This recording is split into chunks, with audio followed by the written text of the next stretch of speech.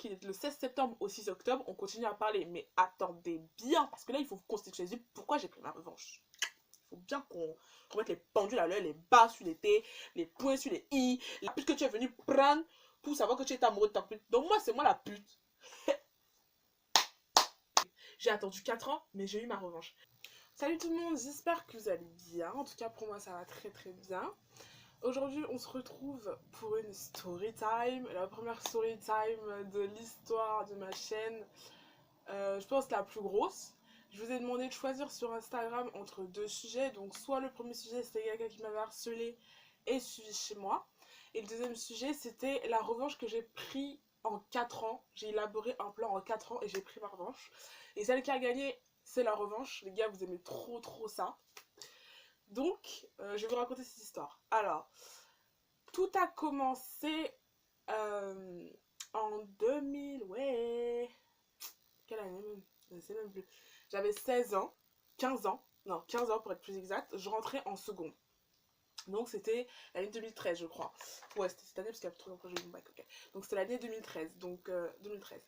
Je rentrais en seconde. Et en fait, moi, j'étais dans une... Au début, j'étais au collège à Saint-Maur.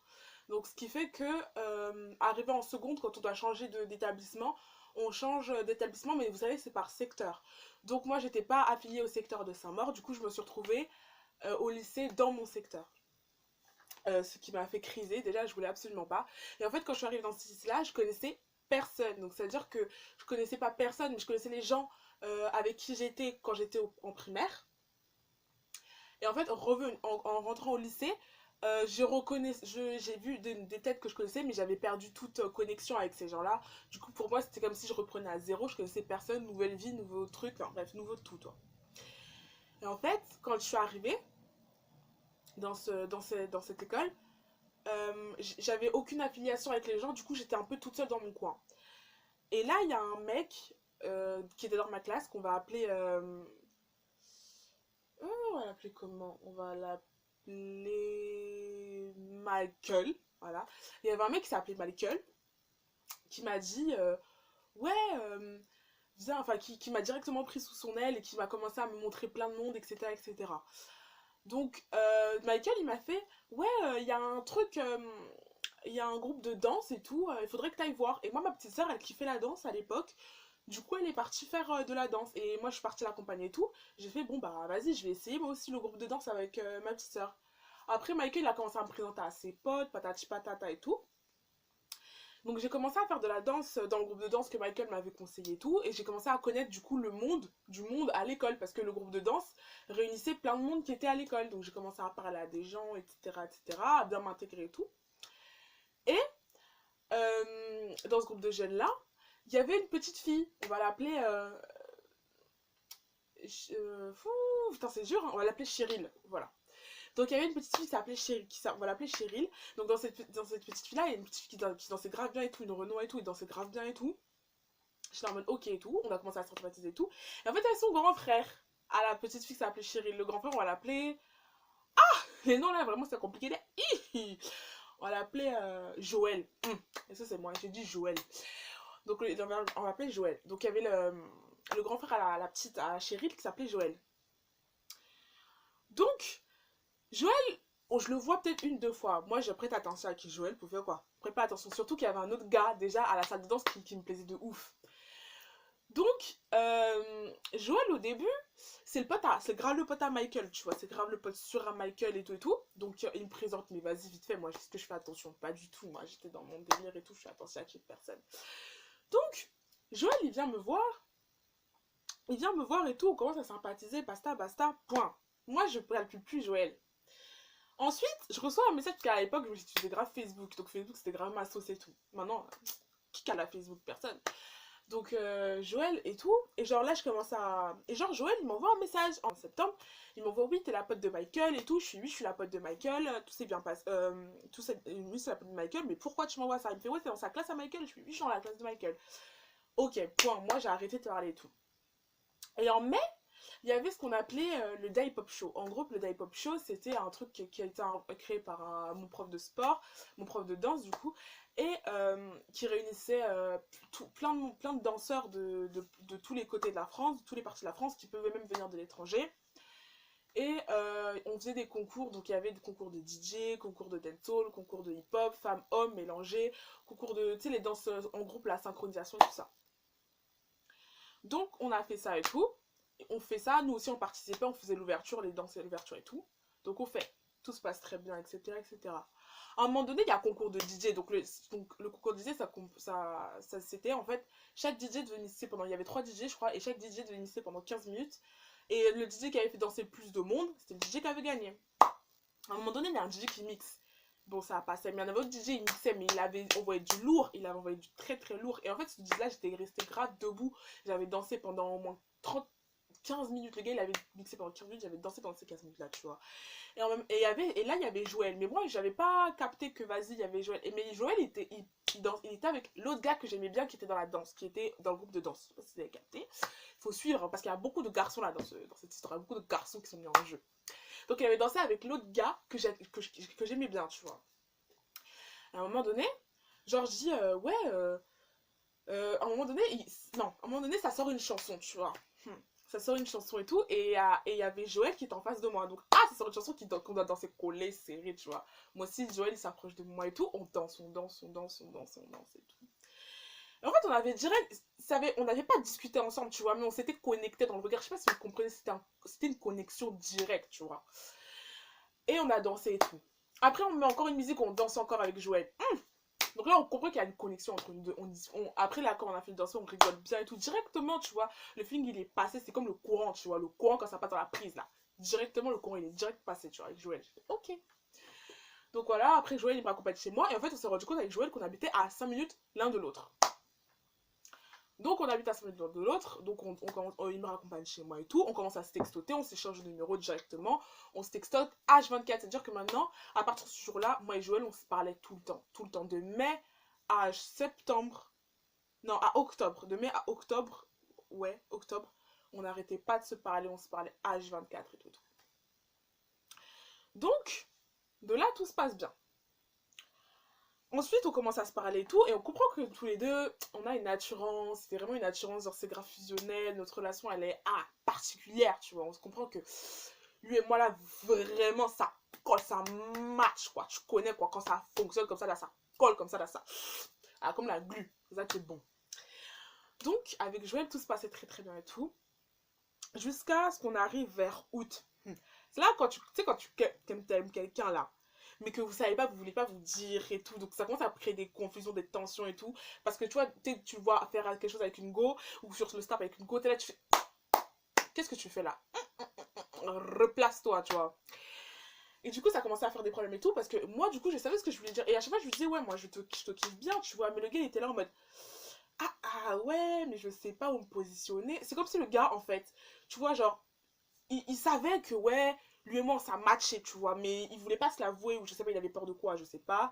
Euh, Après ça, en août, on s'était grave disputé. En plus, cette août-là, lui, il devait partir au bled pendant un mois. Moi, je devais partir en Italie juste après. Du coup, ça fait qu'on s'est vu la veille que moi je parte en Italie et la veille que lui, il parte au bled. Donc, ça fait que quand on s'est vu, genre, on s'est grave embrouillé parce que moi, je voulais me mettre avec lui, tu vois. Et lui, il savait qu'il voulait me mettre avec lui. Mais lui, il était là en mode, je sais pas quoi te dire, je sais pas, franchement, ceci, franchement, ça. J'ai dit, oh gros, ça fait 3 mois, on est là, on se court après, tu sais très bien que toi, tu. Je savais qu'il était amoureux de moi, mais il voulait pas me le dire. Donc, j'étais en mode, ok, tu vois, ça m'énervait, ça me tensionnait parce que lui, comme il était. Tu vois, comme moi j'étais grave attachée à lui, tu vois, il faisait ces trucs avec les nanas et tout, moi ça m'énervait, tu vois, genre, c'est un truc qui m'énerve, ça peut se comprendre. Mais il était là en mode non, mais tu sais, nanana, j'étais là en mode tu vois, genre en mode j'étais en mode voilà quoi, dis-moi, tu vois, on se met ensemble, on parle plus. Mais il voulait pas me le dire, ok. Donc on est parti fâchés, sachant que lui partait un mois au bled et moi je partais 2 semaines en Italie. Après l'Italie, ouais, après l'Italie, j'étais partie en Suisse parce que j'aimais trop voyager, j'aimais trop voyager. Quand je suis revenue en France, le gars, il m'a comment dire Le gars, je sais pas, il m'a dégoûté un peu, tu vois, genre, en mode, on parlait plus, il était en mode distant de ouf, et en plus, comme on n'était pas, parce qu'en fait, comme je vous ai dit, j'étais en seconde dans une école qui était dans mon secteur, mais moi, j'aimais pas cette école, du coup, je suis repartie dans mon secteur d'avant, qui était Saint-Maur, donc ça veut dire qu'on était plus du tout dans la même école, sachant que lui, il était en première, à l'époque, et moi, j'étais en seconde, donc quand moi, je passais en première, lui, il passait en terminale. Du coup, il était plus dans la même école et tout. Euh, quand vers septembre et tout, on se calatait plus parce que le mec en fait il a fait quoi, enfin bref, il a fait des trucs chelous, tu vois, et ça m'avait grave énervé. Du coup, j'avais fait, tu sais quoi, c'est bon, toi et moi c'est mort parce que j'en ai marre en fait. Tu sais pas ce que tu veux, moi j'en peux plus, tu vois, je te cours après et tout, mais vas-y, c'est bon, je suis plus une bouffonne, tu vois, donc faut arrêter et tout. Et donc on a plus parlé. Et en fait, le jour de mon anniversaire, il m'avait envoyé un message grave mignon du style ouais, t'es l'amour de ma vie, patati patata, je t'aime, bon anniversaire, mon amour et tout ça, tout ça, tout ça. Mais j'avais dit ouais, mais c'est le jour de mon anniversaire que tu reviens. Ça sert à rien. En plus, c'était le jour de mes 16 ans. Attention. J'ai fait c'est le jour de mon anniversaire que tu reviens. En gros, ça sert à rien, tu vois. Genre en mode, il fallait revenir avant. Parce que là, tu reviens le jour de mon anniversaire. Qui me dit que c'est pas parce que tu sais que tu peux m'amadouer comme ça sert à rien. Bref, j'ai laissé tomber, j'ai dit non. Après, on a reparlé, etc. Sachez que, de mon anniversaire à 9 octobre précisément, pour 9 octobre précisément, ou le 7, je sais plus, 6 octobre précisément, 6 octobre les gars, de mon anniversaire qui est le 16 septembre au 6 octobre, on continue à parler, mais attendez bien, parce que là il faut constituer pourquoi j'ai pris ma revanche. Il faut bien qu'on remette les pendules à l'heure, les bas sur les T, les points sur les I, les CD sur les C, bref, on a compris quoi. Et donc du coup, le gars, je commence à lui parler et tout, du 16 et tout, on continue à parler, même si je lui ai dit non, moi c'est mort, je veux pas pour le moment et tout sortir avec toi parce que voilà, il s'est passé des trucs en mode t'as pas voulu, t'étais pas sérieux, t'as pas voulu te poser quand moi je te l'ai demandé, et donc tu m'as fait galérer pendant 4 mois, certes, ce qui ne servait à rien, mais voilà. Donc, le gars, on a continué à parler, même si je lui ai dit non le 16, après je lui ai continué à parler, je voulais être avec lui, on discutait beaucoup, on parlait beaucoup, on se voyait quand même à la danse parce que je continuais à faire de la danse, etc., etc., etc. Et un soir, retenez bien, la nuit du 5 octobre au 6 octobre, lui et moi, on parlait, on était tout le temps au téléphone. C'est-à-dire qu'on était vraiment tous les soirs, dès que je rentrais des cours, pam, je l'appelais directement, tu vois. Je faisais mes exercices, je faisais mes devoirs, à partir de 22h, j'étais au téléphone avec lui. Genre, du 5 octobre, retenez bien, du 5 octobre au 6 octobre, on parle toujours de Joël. De Joël. On parle toujours de Joël. Et donc, du 5 octobre au 6, du 5 octobre, la nuit du 5 au 6, on était au téléphone pratiquement toute la nuit jusqu'à de 22h à peut-être 1h, 2h du matin, sans vous mentir. Le lendemain, je lui envoie donc un message, parce qu'on était au téléphone, on a bien discuté, on a tout mis à plat. Donc, on a repris notre histoire du début à la fin, on a tout mis à plat. Et le 6 octobre au matin, je lui dis bon, ok. Pour moi, c'est bon. J'ai compris. Je veux essayer quelque chose avec toi. Monsieur Joël me dit désolé, c'est trop tard. Je suis déjà en train d'essayer quelque chose avec une autre. Attendez. Là maintenant, rembobinons.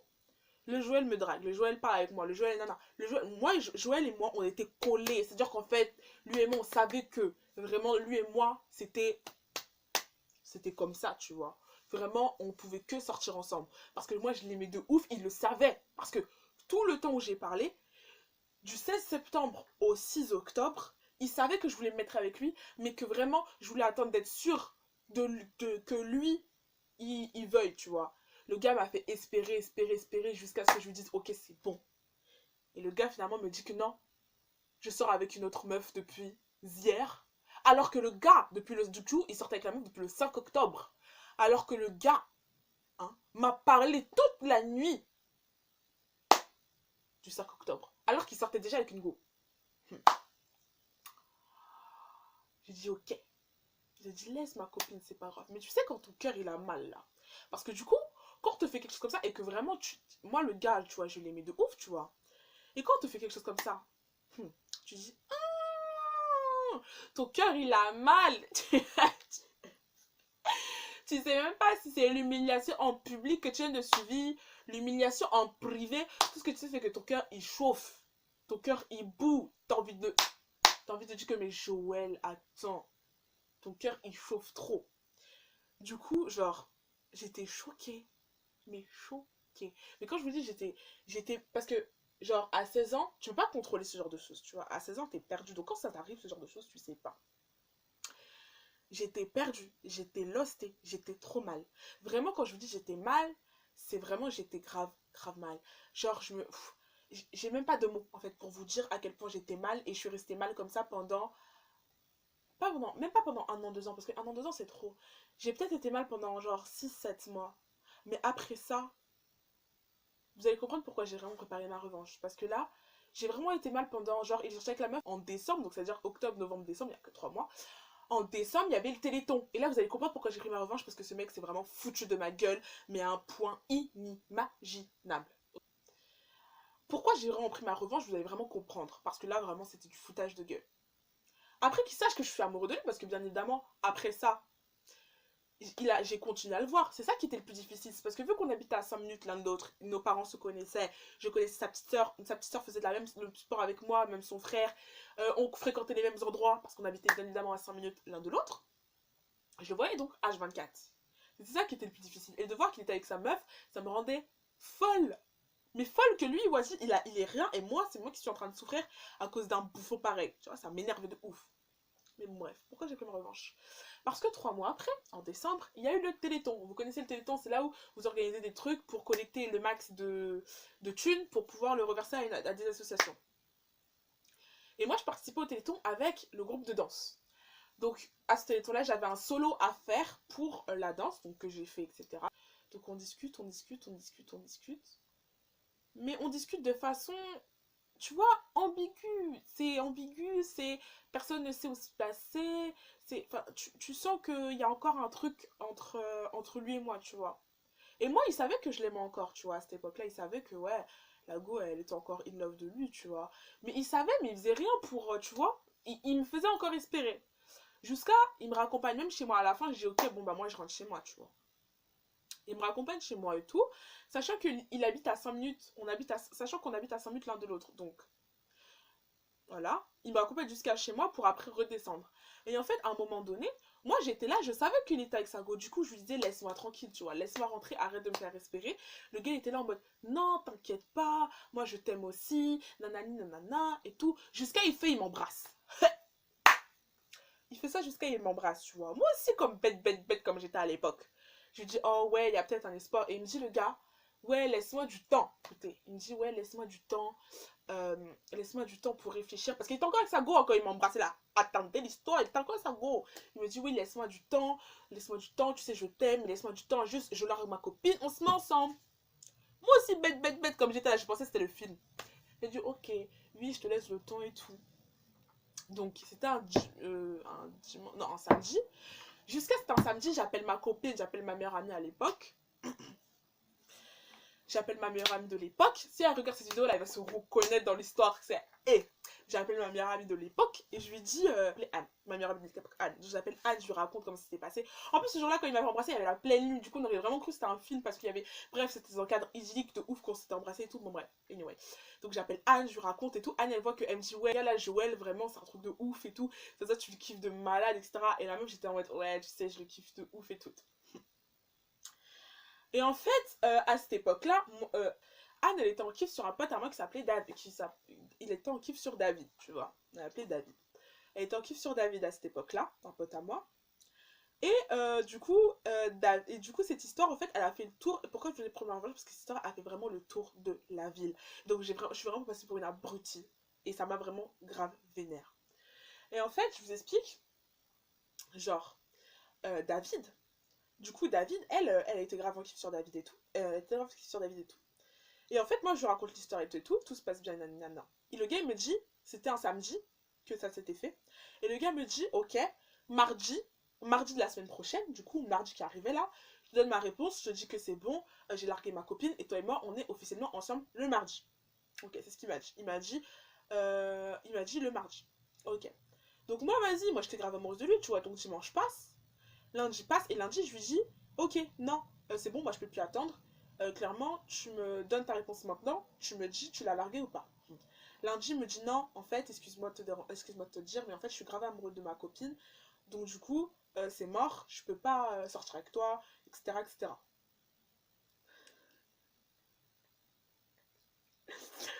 Eh, quand on vous dit ça, vous pouvez faire quoi?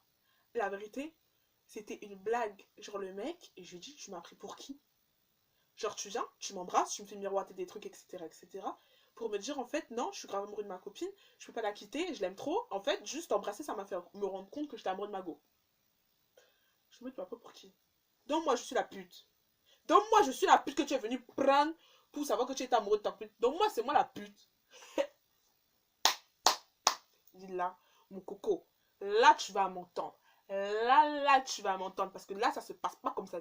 Si je suis pas la fille, hein, si je suis pas moi là, on va s'expliquer ensemble. Toi, tu vas m'expliquer comment tu as fait ça. Donc du coup, moi la vérité, quand on te fait ça, après qu'on te fasse ça et que t'avais miroité des trucs et le gars tu le kiffais de ouf, t'es grave mal. Je te dis, t'es grave mal. J'avoue, j'assume, j'étais grave mal. La vérité, j'étais grave mal. La vérité, en plus, on fréquentait les mêmes endroits, comme vous savez. Il m'arrivait de fréquenter des endroits qu'il était là, quand il était là, de ne plus savoir comment parler en fait. Parce que je le voyais et j'étais bloquée. Je me rappelle très bien d'avoir un jour où j'étais avec ma pote Anne, on était parti à l'aumônerie, enfin au rassemblement de jeunes et tout, et il était rentré dans la pièce. On m'avait dit, vas-y, présente ta copine Anne. Ouais, je suis restée bloquée. Parce que le mec, il était là. Je suis restée bloquée. J'arrivais même plus à parler. Et en plus, il faut savoir un truc. C'était que cette histoire, elle avait fait le tour de ma ville. Pourquoi? Parce que, en fait, carrément, un jour, le mec que je vous disais, David, là, que ma pote, ma Anne, elle aimait trop. Un jour, on fait une conférence à trois. Parce qu'on avait grave l'habitude de faire ça à l'époque, tu vois, de faire des conférences à trois. Donc, un jour, on fait une conférence à trois. Et, David, il me dit, ouais, du coup, t'es sorti avec personne. Parce qu'à l'époque, j'étais sortie vraiment avec personne, tu vois. C'était mon premier love, tu vois, le mec. C'était vraiment mon premier amour et tout. Et le gars, il me dit, parce que David, là, lui aussi, il est en kiff sur moi, tu vois. Du coup, mais moi, je l'avais recal, tu vois, flemme, tu vois. Ah, dégage. Bref, David, en plus, voilà, c'est pas mon gars, tu vois. C'est pas mon chip. Et David, il me fait, ouais, mais en fait, mais en fait, t'es sorti avec personne et tout. Je fais, moi, David, tu crois que quelqu'un peut me dompter? Personne ne peut me dompter et tout. Et David, il me sort quoi? David me sort, ouais, mais Joël, lui, il t'a eu. Je suis en mode, comment ça, Joël, il m'a eu? J'ai fait, genre, je suis jamais sortie avec Joël. Il me fait, ouais, mais t'étais grave amoureuse de Joël, tout le monde le sait. Je suis en mode, ah. Parce que Joël, en plus, il est parti bavarder sa bouche partout. Je suis en mode, ok. Laisse. Et c'est à ce moment-là que mon plan revanche a sonné. Et là, vous avez très bien écouté comment dans ma tête, ça se passait. Il faut savoir un truc. C'est que Joël, il avait une copine. Mais moi, je sais pas pourquoi, je savais qu'avec sa copine, ça allait pas durer. Tu sais, les femmes, comment elles sont mauvaises là.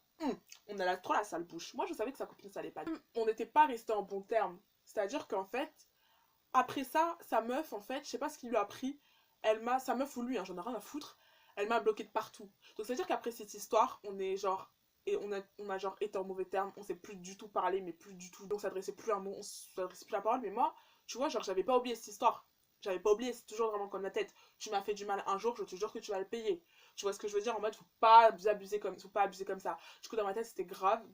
J'étais grave en mode, ok, tu vas voir. Chose de sortir les blagues, genre là, ça va le faire. Je savais que ça allait pas durer avec sa meuf, je sais pas pourquoi. Mais je savais que ça allait pas durer, tu vois. Et en fait, je sais pas pourquoi, mais je ressentais un truc chelou. Du coup, je me suis dit, tu sais quoi, Christine? Quand on est. Vaut mieux être prêt. Vaut mieux être plus près de ses ennemis que de ses amis. Donc du coup je quittais pas le mec, genre, c'est-à-dire que j'essayais toujours de me rapprocher un peu de lui, de lui parler vite fait, de rigoler avec lui, tu vois, genre toujours avoir ce petit truc et tout. Parce que j'attendais mon tour et je savais qu'un jour mon tour allait arriver. Alors du coup j'étais toujours près de lui. Le mec, toujours. Je rigolais avec lui, j'envoyais quand même des messages même s'il les recevait pas.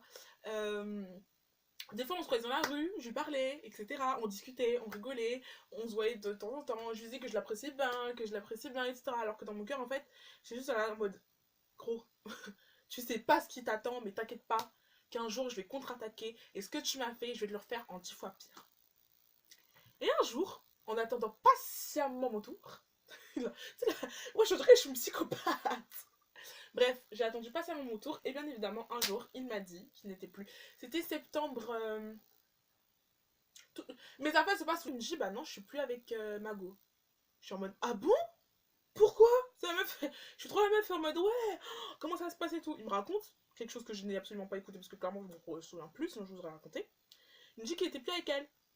Moi, je suis grave choquée en mode, ah putain, je suis dégoûtée pour toi, mais tu sais, c'est pas grave et tout. Mais moi, dans mon cœur, je me disais, 99 jours pour le vol, un jour pour le patron, patron t'a attrapé aujourd'hui, maintenant, voilà ton cadeau. Non, je me rappelle pourquoi la meuf l'a largué. La meuf l'a largué parce qu'elle était plus sûre d'elle, elle savait plus ce qu'elle voulait. Donc c'est pour ça que la meuf l'a largué. La meuf l'a largué parce que elle n'était plus sûre d'elle. Chika. Toi, tu as fait quoi avec moi? Voilà ce qu'on t'aurait fait en 10 fois pire. Donc voilà. Donc moi j'étais en mode, ah ok, ça se fait pas et tout. De là, on a repris contact. Parce que ça veut dire qu'en fait, il faut savoir que jusqu'à là, il m'avait bloqué. Donc ça veut dire que je ne pouvais plus lui envoyer de message. Je ne pouvais que le voir en face. Donc ça veut dire que on se voyait que dans nos activités respectives, mais qui étaient en commun, tu vois, nos activités en commun. Et on se discutait que dans nos activités en commun, mais je discutais avec lui bien. Et à partir de ce moment-là, il m'a débloqué de tous les réseaux sociaux, il m'a rajouté de Facebook, il m'a rajouté sur Insta, il m'a rajouté sur Snap, il m'a rajouté, enfin, mon numéro de téléphone, on se renvoyait des messages, il me rappelait, etc. Qu'à partir de ce moment-là, parce que sa meuf avait bloqué, elle m'avait bloqué et supprimé dans tous ses réseaux sociaux, parce que, à ce qui paraît, j'étais une menace. Ouais, j'avoue, j'étais une menace. Le mec, donc Joël, il commence du coup à me rappeler de plus en plus. Il commence à sortir, à vouloir me voir, à vouloir qu'on sorte ensemble, à vouloir sortir ensemble, c'est-à-dire se promener ensemble, pas encore sortir ensemble. Il voulait qu'on commence à vouloir sortir ensemble et tout. Et moi, bien évidemment, j'étais là, je disais oui, on rigolait, il me prenait dans ses bras, je disais rien, etc., etc. Jusqu'au jour où le gars vient et il me dit, ouais Christine, j'ai fait une grosse erreur, parce que je m'appelle Christine, ouais, j'ai fait une grosse erreur. Je suis vraiment désolée, je voudrais qu'on se mette ensemble. Je t'ai toujours aimé, t'as toujours été la personne de ma vie, ça. Parce que bien évidemment, moi pendant 4 ans, j'étais là. Donc à chaque fois, je lui rappelais un peu ce qui s'était passé. Je lui rappelais ce qui s'était passé, etc. Tu vois, histoire que dans son cerveau, ça machine toujours sur ce problème. Alors qu'en fait, en vrai, j'étais déjà passée à autre chose, et depuis très, très longtemps. Donc ça machinait, ça machinait, ça machinait, ça machinait, ça machinait. Ok. Alors qu'en fait, un jour, il m'accompagnait chez moi. Encore une fois, hein, comme d'habitude. Il m'accompagne chez moi et là, il m'arrête devant chez moi. Il me dit, ouais, je te kiffe, patati patata et tout. Moi, j'attendais que ça. Mais le problème, c'était que c'était pas encore assez fort. Il avait pas encore bien compris pour moi. Il me le dit. Je lui dis quoi? Je lui dis, bah, ouais, mais je lui fais espérer que c'est possible. Mais en fait, je lui fais espérer que c'est possible, mais en lui disant non. Tu vois ce que je veux dire? Donc en gros, je lui dis oui, mais tu m'as fait de la peine, mais tu m'as fait du mal, qui te dit que tu vas pas recommencer, etc. etc. Alors qu'en fait, c'est vrai que dans mon cœur, je vais pas mentir, mon cœur a toujours balancé entre lui. Mon cœur, c'est vrai que genre, ça a toujours été c'est mon premier amour, du coup c'est impossible à oublier. Et même si j'ai eu des relations après ça, il restera mon favori. C'est-à-dire qu'en fait, malgré que je me suis vengée de lui, parce que j'ai vraiment pris ma revanche, je sais qu'il a eu mal, et c'était mon but, au final, je sais que clairement, euh, ça restera clairement le premier dans mon cœur à tout jamais. Voilà.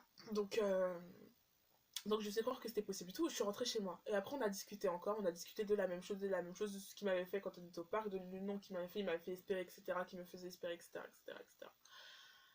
Enfin bref, anyway, de ce que j'avais traversé à cause de lui, parce que voilà, je vous dis pas tout, mais clairement j'ai traversé des moments très difficiles, justement par ça, je sais pas, genre à 16 ans je crois qu'on n'est pas prêt à vivre des trucs comme ça, et clairement moi perso j'étais pas prête parce que c'était vraiment ma première relation, mais en fait ça a été un amour tellement fort en fait, dès la première fois, un amour tellement vrai, tellement fort que vas-y j'étais pas habituée, donc du coup cette relation elle a conditionné toutes mes autres relations, c'était genre hyper compliqué pour moi de, de, de, de gommer et d'effacer cette relation parce que vraiment je vous dis vraiment ce que j'ai vécu vraiment avec lui c'était vraiment pas facile et clairement je le souhaite à personne parce que ça déchire le cœur, c'est un truc de ouf. Et donc du coup on revient à l'histoire, donc du coup ce soir là quand il m'a dit qu'il m'aimait et tout, j'ai dit non, clairement que je voulais pas, mais j'ai continué à lui textoter après en fait ce qu'il ressente vraiment en fait ce que moi j'ai ressenti. D'accord? Ce qui ressemble vraiment à ce que moi j'ai ressenti. Jusqu'à ce qu'il vienne me demander une deuxième fois de ressortir avec lui. Mais là, vraiment, il avait mis tout son cœur, toute son âme. Il était venu, il avait fait des trucs pour moi, mais incroyables. Genre, il était venu me chercher dans le parc là où j'étais. Il faut savoir que la dernière fois, quand il m'a redemandé, moi, j'avais aucune. Il faut savoir que pendant tout ce temps que je lui faisais croire que voilà, j'avais aucune intention de me remettre avec lui. Juste, j'avais mon intention de vengeance en tête. Et en fait, il me fait croire, il me dit, je lui dis moi que ouais, je suis avec quelqu'un et tout, mais bien évidemment comme lui l'a fait, je suis avec quelqu'un, mais je sais pas si vraiment je vais rester avec lui. Toi, tu es vraiment mon préféré, tu es mon favori, tu es dans le, tu es dans la pole position, mais je sais pas vraiment si je prends lui, si je prends l'autre, voilà, j'entends, bref. Et du coup, il vient, il me dit, ouais, je t'aime, patati patata et tout. Je lui dis non. Et en fait, j'avais dit comme lui, j'avais dit comme lui, que oui, t'inquiète pas, je rompais avec mon gars, je te donne ma réponse la semaine prochaine. La semaine prochaine arrive, non, il veut la réponse. Je dis que bah non. Moi, perso, j'ai fait le pour et le contre. Mon mec actuel, là, il est bien mieux que toi, Joël. Je suis désolée. Anyway, je peux pas sortir avec toi. Et la vérité, je lui dis clairement que toi, là, c'est mort de chez mort. Sache que ce que tu m'as fait, là, je te refais ça au centuple. T'inquiète pas, les gens, ils peuvent te refaire et tout. La même chose que toi, tu m'as fait, moi, je te refais ça au centuple 10 000 fois pire. Parce que moi, je suis une femme. Sache que quand tu blesses une femme, on te refait ça 10 000 fois pire. Mais bon, après, je vais pas dire que aujourd'hui je le raconte et tout parce qu'avec le recul et tout, mais je suis pas fière de moi d'avoir fait ça, tu vois. Mais même parce que clairement, on va pas se mentir, ça a créé des conflits dans mon couple actuel, ça a créé des tensions et tout. Et moi, il faut savoir que ce mec là de qui je vous parle, même si aujourd'hui j'ai fait ça, il m'aurait posé la question dans un autre contexte où j'aurais pas été avec mon copain actuel, j'aurais dit oui, tu vois. Aujourd'hui je suis la go, ouais, nanani nanana, il s'est passé ça, surtout, mais j'aurais pas été avec mon copain actuel, j'aurais dit oui. Clairement j'aurais dit oui parce que oui, ce gars je l'aime encore et je l'aimerai toute ma vie. Mais clairement, ce qu'il m'a fait, je voulais lui faire comprendre ce que ça fait quand on te le refait. J'ai attendu 4 ans, mais j'ai eu ma revanche. Et voilà comment j'ai pris ma revanche. J'ai attendu 4 ans, j'ai pris ma revanche. Je vous promets, j'ai pris sur moi pendant ces 4 ans. C'est pour vous dire, en fait, franchement, la vérité, hein, un mec qui fait ce genre de choses, comme lui l'a fait, vous inquiétez même pas. Un jour, votre tour, il va arriver. Et ça va tout. Et votre tour, il va arriver. Et votre revanche, vous l'aurez. Quoi que vous fassiez, vous l'aurez. C'était une revanche ça a été une revanche franchement qui m'a coûté, qui a pris grave du temps. Je voulais que ça prenne un peu moins de temps, mais le temps que ça a pris, je vous promets que ça a valu le coup. Parce que la vérité, quand je voyais ce qu'il m'avait fait et que je voyais ce que lui je lui ai fait, pour moi même c'était même pas suffisant. C'est-à-dire que c'était même pas assez. C'est-à-dire que franchement, la vérité, pour qu'il comprenne ce que moi j'avais enduré, parce que la vérité, j'ai enduré des trucs. C'est-à-dire que le gars, le voir, en fait le problème c'est que un mec qui habiterait à 20 km de chez toi, il te fait ça, ok, mais un mec que tu vois tout le temps, c'est tellement difficile de passer à autre chose parce que tu le vois H24 que, que tu t'en remets même pas, en fait, que tu arrives pas à t'en remettre. J'ai dit, t'inquiète, je vais soulever la tête. Or, maintenant, il va voir peut-être cette vidéo, parce que je sais qu'il va aller la voir, parce que je sais qu'il va aller la regarder, parce qu'il sera curieux de savoir ce que j'ai dit, parce qu'il sera aussi curieux de savoir ce que j'ai dit, et il sera curieux. Et c'est pas ça, c'est qu'il va être archi choqué quand il va savoir que c'était une revanche que j'ai pris, que je n'avais aucunement en intention de sortir avec lui. Mais aussi, il croit quoi? Que ouais, il va revenir 4 ans après, qu'il va me dire ouais, je t'aime, je veux sortir avec toi, que je vais dire ah, mon ami, oh, j'attendais ça depuis 4 ans. Bah, bien sûr que non, frère. Il a cru que il y a marqué bouffon sur mon front, quoi. Bah, bien sûr que non. Ça peut aider certaines personnes qui ont vécu la même chose que moi à remonter la pente. Bah, je suis contente. Voilà, ça sera tout pour moi. On se retrouve très bientôt pour une prochaine vidéo. D'ici là, d'ici là, je vous souhaite que du bonheur. J'espère que vous porterez bien. On se revoit bientôt. Salut!